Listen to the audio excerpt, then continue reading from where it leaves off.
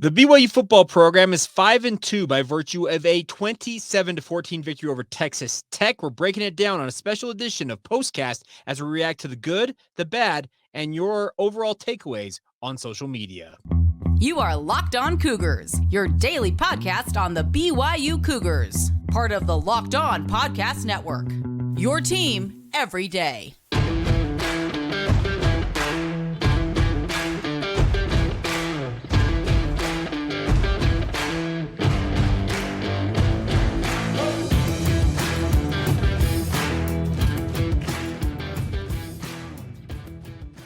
What's up, everybody? I'm Jake Hatch, your host here on Locked On Cougars, your resident BYU insider. Thank you for making Locked On Cougars your first listen of the day. Thank you to all of you who are everydayers with us right here on the Locked On Podcast Network. This is a postcast, a special edition of the podcast as we react to BYU's 27-14 victory over Texas Tech on Saturday evening at LaVell Edwards Stadium. Now, let me preface all this by saying social media is an interesting place to be in game. I freely admit that. And here's the thing about this. BYU is 5-2. We're going to start with the good. BYU is 5-2 on the season, folks. Many of us, yours truly included, would have absolutely taken 6-6 before the season started and said, let's do it. Let's move forward. Let's lock it in, and I'll take that. Well, it very well could be that BYU still ends up 6-6 on the season at the end of all of this. But BYU at the 7-game mark, so just past halfway of the season, they're 5-2.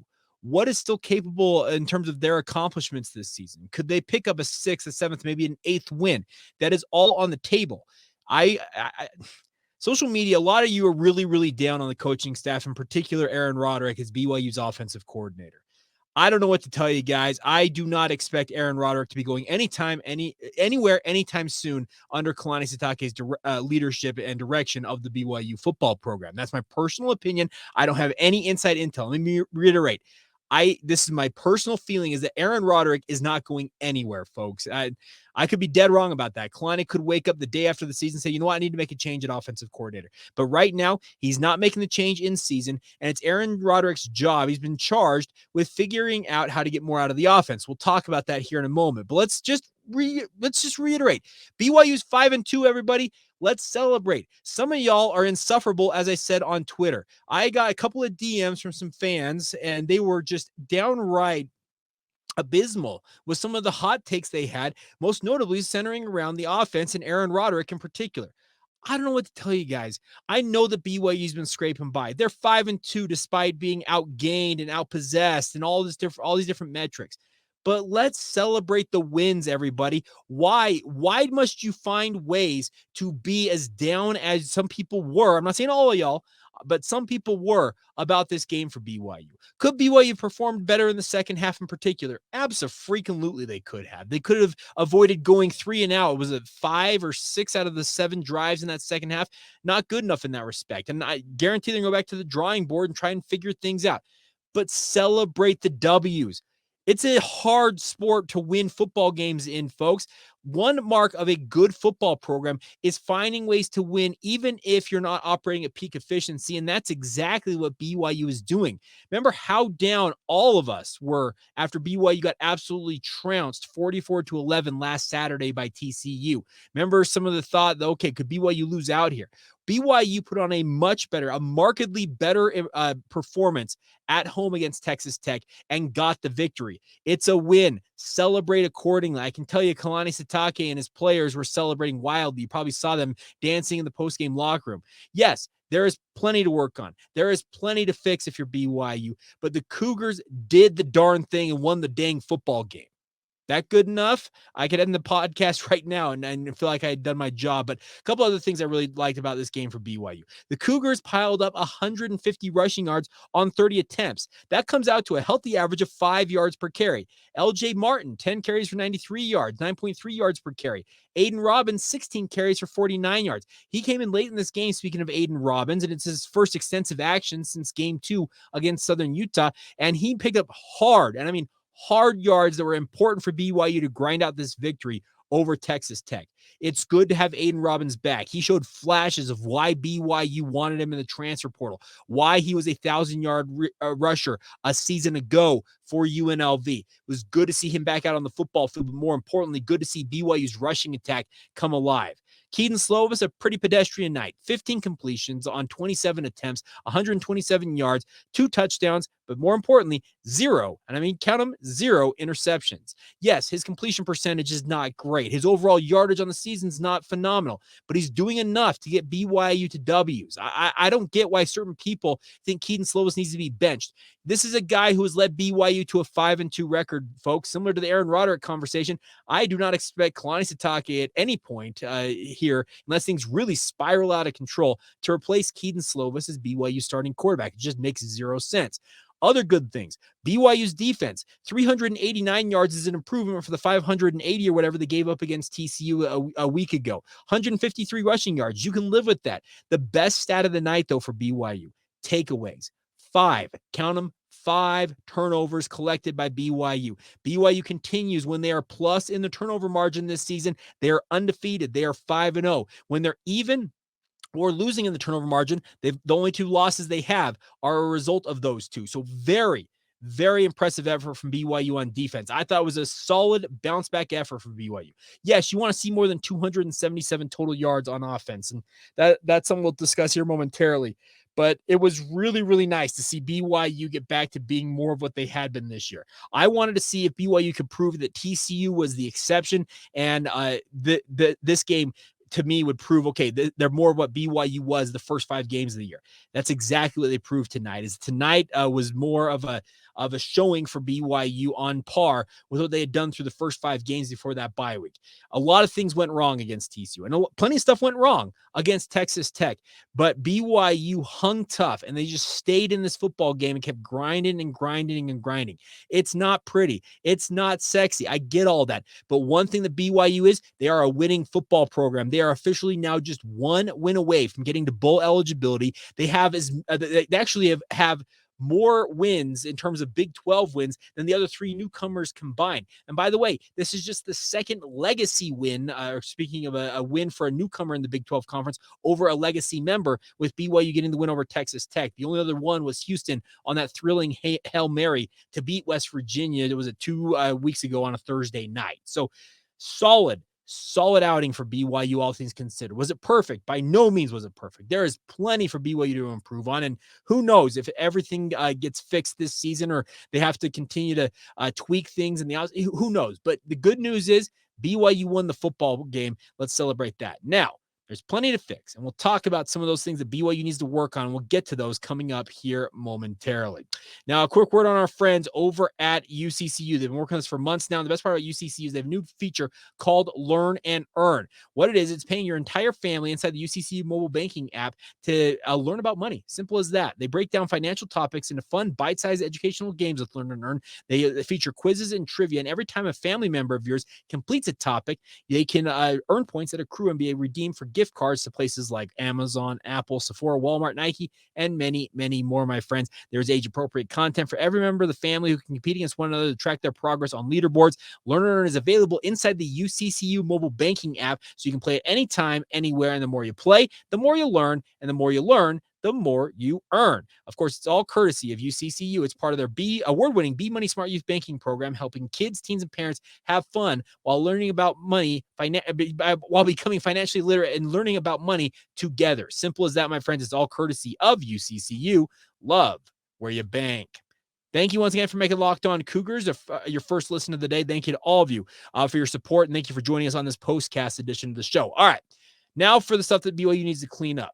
Yes, you need to find more offense. You've got to find a way to get things going. In the second half, BYU, this game could have been blown wide open by the Cougars. It could have absolutely been one that BYU runs roughshod away from an opponent like this. When you collect 5 turnovers and you don't turn it over once, you typically are going to blow out an opponent. And I will say this. 27-14 in my mind does not do this game justice in terms of how well I thought BYU controlled the action. Yes, they got outgained by over 100 and that was 111 yards in terms of total yards. Also total plays, BYU got outsnapped 80-57. Time of possession goes in favor of Texas Tech narrowly, just about a minute 50 in terms of overall time of possession advantage for them. But the thing is, BYU needs to continue to work on this offense. It feels like at this point of the year, this is what the offense is going to be. It's going to try and find options. Now, the passing game wasn't elite tonight and has been elite at different points this year. The hope is that the passing game will return with a vengeance and you can keep this same rushing attack going for BYU. 30 carries, 150 yards, and 5 yards per carry is exactly what BYU has needed all season long. We were belly aching. All of us were belly aching about BYU's, 60 yards against Southern Utah, like just paltry number outputs. I have talked, if BYU got over 100 yards, heck, even 150 yards, I felt like BYU be near unstoppable in terms of winning football games. Well, they got the 150 yards rushing tonight and did enough to get the victory. Other things you can clean up on for BYU, you've got to find a way to get off the field more consistently on defense. It was 12 of 19 for TCU on third downs a week ago. It was better tonight, 9 of 18 to 50% in terms of third down conversions for Texas Tech, 9 of 18. BYU also on offense needs to be better on third downs, continuing to work on that, 4 of 14 for the Cougars. So third down continues to be an absolute bugaboo for BYU that needs to be worked on. Other things that BYU can continue to improve upon is the overall cohesive nature of the offense. It feels like at times things can get a little disjointed. And what I mean by that is there are times it feels like BYU's like, all right, we're going to establish the run game, and they run it 3 times straight. You can mix in pass and run a little bit more. And I don't mean that as a criticism. I'm just saying at times I feel like it can be a little myopic in terms of the view for BYU and what they're trying to accomplish on offense. And I think that can hurt them in terms of what they're trying to do. But I'll go back to a win is a win is a win, and celebrate the victories. There's a lot of time to break this down. I'm going to go back and rewatch this on Sunday, and I'll do my film review Monday edition of the podcast and give you what I take away after rewatching it. Other thing, I just skipped my mind, but I just remembered it. BYU's pass rush, still abysmal. 0 sacks in this game. It's got to be cleaned up. You've got to find a way to generate some pressure and get some hits on the quarterback. Now, they were lucky enough that Jake Strong felt like he was in over his head. He ended up completing 19 of 37 passes, 236 yards, 1 touchdown, 3 critical interceptions. So 51% completion percentage, a QB rating of 97.6. So not necessarily a pedestrian number. Well, it is pedestrian numbers, but also at the same time, BYU limited him just enough. Taj Brooks, the leading rusher in the nation, did get his 100 yards. It took him 31 carries, though, to get to 105 yards. That's an average of 3.4 yards per carry. So that was a solid number for BYU defensively in terms of limiting him to less than 4 yards per carry. So that's a better number for BYU. But you can continue to improve on all of this. You can continue to work on this. Other thing that was absolutely ugly is Texas Tech having a tight end ejected in this game for spitting on Tyler Batty, and then Tyler Batty post-game saying that their right tackle also spit on him at the end of the game. If those can be substantiated and they can absolutely, without a doubt, confirm, at least in the case of the Ford kid who ended up getting ejected from this game, those deserve longer suspensions than just a game. You don't spit on people. What in the world are you thinking you're going to spit on somebody? There are not many things that are more demeaning than hawking a loogie and spit in the face of an opposing football player. That is just that. It irks me, and I'm not even playing football, folks. I didn't ever have anything like that happen in my very sparse playing career, but you can guarantee it would have pissed me off. And here's the thing. Tyler Batty played like a man who was absolutely pissed off in this game. That was ugly. You cannot do that. He ended up leading BYU. Actually, he finished third on the team in tackles. 9 tackles, 6 of them solo, a QB hit, as well as a forced fumble on that punt that he forced. That was a couple of other good things. That hit, 2 of the hits he had, very, very impressive. But he played like a man possessed. And I think absolutely him getting spit upon probably ignited a fire in him. Crew Wakely, by the way, led BYU with 11 total tackles. Jacob Robinson, second on the team with 10. AJ Vongpachon was 6. Max Tooley with, AJ Vongpachan was 7, and Max Tooley was 6. Tackles for loss for BYU in this game, 3 tackles for loss, as well as 3 interceptions, and also the 3 quarterback hits. So BYU was generating so many quarterback hits early on this season against lesser opposition. You got to find a way to continue to generate pressure. If you don't find that, it's going to hurt BYU, and it's going to be a tough one when they head to Texas next week. Now, Quinn Ewers' status may be up in the air with regards to the Longhorns, but nevertheless, they have got a bevy of talent with Texas, and BYU is going to face some very, very long odds. And I'm dead serious about the odds. The odds makers are probably going to make BYU a double-digit underdog going into that game against Texas. But here's the thing. If I'm BYU, I'm telling the guys, we're playing with house money at this point. Literally nobody, 0 people outside of people in our locker room expect us to go to Texas and win this game. Play loose, play fast. Let's go out and throw caution to the wind and see what we can do. It's the ultimate low risk, high reward type scenario for BYU heading into Texas next week. And we're going to break that down all week long right here on Locked On Cougars. All right. We're going to finish up this postcast edition of the show with your guys' time to shine. You guys send in your post-game takeaways to us on social media. We're going to get to those coming up next. First, a word on our friends over at Perry Homes. Whether you're looking for your first home or you're ready to upgrade to your dream home, Perry Homes has got the house for you, my friends. For 50 years, Perry Homes has been Utah's premier home builder with communities throughout the state. They have many communities, home designs, and price points, all designed to help meet your needs. Perry Homes has beautiful communities in Davis, Salt Lake, Tooele, and Utah counties. They also have multiple communities in Washington County near St. George as well. They offer over 50 unique home designs, from ramblers to 2 stories to townhomes and everything in between. And even are offering generous financing incentives through their preferred lender as well. So take advantage today and visit perryhomesutah.com to see what's new in Utah's finest neighborhoods. That's perryhomesutah.com, Perry, by the way, on the Perry, perryhomesutah.com. For 50 years, Utah has been coming home to Perry Homes. Thank you once again for making some time to join us on this postcast edition of the podcast. It's going to be publishing, very early Sunday morning. But nonetheless, a big thank you for all of your support as always. All right, you guys responded in mass once again on our postcast. We'll kind of scroll through all of these reactions just for a little bit. Probably will not get to everybody's takeaways because, like I said, there's just way too many, but we'll scroll through as many as we can. And obviously, if you're watching this on YouTube, you'll be able to see this a little bit, and we'll let you guys kind of see. So, all right, so I threw it out there. What are your takeaways?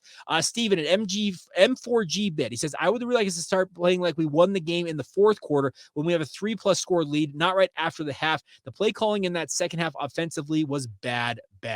Now, Aaron Roderick is the only one that can answer for that. Obviously, the players need to execute at the same time.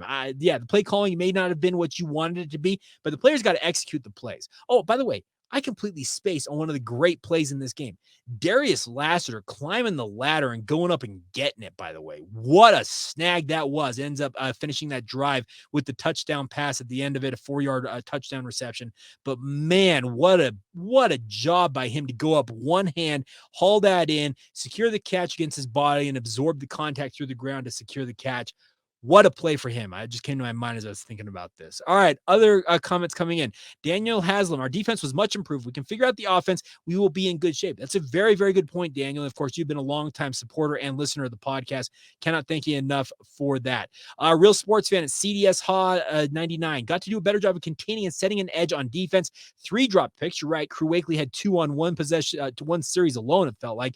Great effort overall by the defense. Run more with Robbins and LJ. I think BYU will start leaning into that more. They want to have a dominant running game, and if it's starting to show those signs of life, you can guarantee BYU will start to run it more and more. 30 carries has got to be close to, if not a season high for BYU in terms of overall rushes, and also the 150 yards. It's far and away BYU's best output in the run game this year.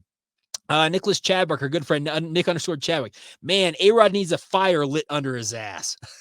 Well, I think knowing what I know of Aaron, I don't think he needs much of a fire lit under him. He's absolutely going to be looking to improve. A good friend of mine from our high school days, funny enough, playing high school football together, Alex Long 9 says, good win. Turnovers cover up from questionable second half offensive play. Get better and beat Texas. Go Cougs. You got to be better. No doubt about that. but BYU's effort level, it's back. It felt like it was a dip against TCU. We all saw it with our own eyes, but the nice part was BYU responded the way you wanted them to respond against Texas Tech. There was no hangover effect. There was not them hanging their head and feeling down and out about themselves. They bounced back. It was really nice to see that. Let's see. Jeff Henor didn't watch live, but why didn't LJ finish the game? Kalani Sitake said LJ was healthy, and they just wanted to give Aidan Robbins a chance to see the game out. And by the way, Aidan Robbins, Kyle Brandt on Good Morning Football on NFL Network uses the term angry runs. Some absolutely angry runs from Aidan Robbins late in that game. Tyler Bell, great job overall by the defense. And he's at Tyler Bell 773, by the way, on Twitter. Says Slovis doesn't look as people said he is. He does enough, but missed a lot today. Not sure if it is his fault or the O-line. O-line's not to be blamed here, folks. The O-line, I thought, did a phenomenal job overall, just live. I'll go back and watch it, and I'll have a better feel for it. Also, the run game looked improved, which is a good sign. Agreed, Tyler. It's a good sign to see BYU do their thing. David Welker, Dave R. Welker says that, well, a win is a win, but how would this have ended without 5 turnovers? Running game looks somewhat better. Passing game, why can't we run the routes or throw the ball beyond the sticks on third down? It's a great question in and of itself, David. I would agree with you. You need to figure out, you got to throw the ball to the sticks. And why can't the defense stop a 3rd and long? Besides punting and score, Texas Tech wins the stats. Kind of a story of the season for BYU, though. A lot of these games, the opposing team has controlled the box score, if you will, but BYU ends up controlling the scoreboard. And I'll say it once, I'll say it again. What you ultimately want, it's a bottom line business here with BYU, is you want your team, speaking of the Cougars, to have more points than the other team. And in this case, the Texas Tech Red Raiders, yeah, they can control the box score, but at the end of the day, you got the W. You got the W next to your name. That's exactly what you want. Mark Dalton Dunn says, solid game. Big 3rd down run late. That was that 10-yard angry run I'm mostly referring to from Aidan Robbins. It was a huge run to get BYU a big 1st down, and turnovers. Turnovers are key, folks. They more often than not will determine the outcome of a football game, and it's crazy to boil it down to that simple, but it really can do that. Sonny Cougs says we had 5 turnovers and did nothing with them. Now, BYU could have done more, obviously, but they did cash in. A couple of them were field goals, if I recall correctly, and obviously you fell on the one, the fumbled snap in the end zone. Eddie Heckard ended up falling on it for a touchdown. So by my count, that's at least 13 points. There's probably more. I'll have to go back and look at that a little bit more. Mojo, our good friend, says, yeah, the 3rd string QB made some mistakes, but I still got to credit our D for that crazy turnover margin. It won us the game. Loved the grit, but the offense was hard to watch. I agree. It was hard to watch in the second half. I actually thought it was fairly good in the first half. You want to see a continued improvement on that. Tavita Mack, BYU's offense stinks like hot garbage. BYU 4 Trey a playoff bogey. Where's the consistency on offense? BYU was 3 and out after 3 and out after they take that lead. Texas Tech caused some problems. BYU just looked out of sorts. The defense was lights out. The running game got going, but the passing game was just mediocre for most of the game. Agreed on all points there, playoff bogey. Yeah, I agree with you on that. Our good friend Nick Lee, a stretch of 7 straight drives of less than 3 minutes is inexcusable. Some serious issues on offense still. BYU should have won by 30. However, look around the Big 12 today. It's a, quote, survive and advance, unquote, kind of league. I would agree with that takeaway, Nick. It's absolutely that. Just win, baby. One more to a bowl. That's a very, very strong take from Nick there. I appreciate that. Let's see. On the next one, Big Uncle Pooh. No way I would have expected to be 5-2 on the year. Game had some very fun moments and highlights. On to the next one. Low expectations for Texas. As I said, it's a low risk, high reward game. BYU is going to go into Texas with nobody believing in them, and that's the perfect scenario for BYU to go out there and play that game under, I feel like. We'll see how they do, obviously. They could very easily get trounced by Texas. That is a very, very good team led by former BYU quarterback Steve Sarkisian as their head coach. I'm looking forward to it, but yeah, I would understand the low expectations for Texas. TK Bound, Trent Brown Coug says, a win is a win. That is all. Celebrate the wins, folks. It's absolutely what we should be doing here. Let's see. D-Rock, Rock Monster 1232. Defense good. Offense bad. Let's see. Zach _ Zilla BYU. Having Lassiter and Chase Roberts back next year pleases me. Add Keelan Marion to that mix. Add Cody Epps potentially to that mix. There's some talent coming back. Other ones, let's see real quick. Matitude says, well, ... we won, and it's got a guy who's kind of pursing his lips looking at it. Devin D, our good friend, Devin D33, sends a GIF and says, happy and scared. I can understand that because BYU is kind of winning on razor-thin margins here. But alas, they are still 5-2. Let's see. Other ones coming in here. BYU for the W. BYU Insider. Glad they won, but it was one of the most disappointing offensive performances. One of the more disappointing offensive performances I have seen in 2023, which has a lot because there haven't been many good ones. So we'll see what happens. Cougar Yankee. I'm glad they won, but honestly, I think they are the worst 5-2 team in the country. Oh, okay. That's an interesting take there. But then this, I'm going to finish up with this. I'm going to scroll through and see if I can find any other ones real quick here. John R. Casino on 196. Why the hell was Texas Tech favored to begin with? I think they were wondering if the quarterback situation with Bayard Morton, he'd end up playing, but obviously that did not happen. And then the final one we're going to give the credit to, I guess, last word. Let's see. Crowberry right here. It's absolutely fantastic seeing this team so close to bowl eligibility in their first Big 12 season, despite their flaws. Amen to that, Crowberry. I think you absolutely nailed it. I'm going to leave it there for this edition of the podcast. And a big thank you, by the way, to all of you who weighed in. Apologies if I did not get to all of your answers. Hope you had fun at the game or watching it, no matter what happened, because a win's a win, folks. Let's celebrate those W's. And at the same time, we'll see what happens as BYU gets ready to go to Texas next week. By the way, BYU basketball has a exhibition game coming up on Wednesday next week as well, and we have tickets for you guys. We'll announce how you're going to go about winning those on Monday, so stay tuned for that, and obviously stay tuned for our film review, looking back at this win over Texas Tech, and then obviously all week long looking ahead to that matchup at DKR Memorial, Darrell K. Royal Memorial Stadium in Austin, Texas. I've been the last 2 times BYU played in Austin. I unfortunately will not be making the trip this year, and I wish I were, because Austin is a really fun town, but we'll have plenty of coverage for you guys in the week ahead right here on the podcast. A big thank you once again, though, to all of you for your support of the podcast. Thank you for being everydayers with us, and obviously thank you for making Locked On Cougars your first listen of the day. Enjoy whatever is left of your weekend whenever you watch and or hear this, and I hope you guys are all doing well. This has been the Locked On Cougars Postcast edition right here on the Locked On Cougars podcast. See ya.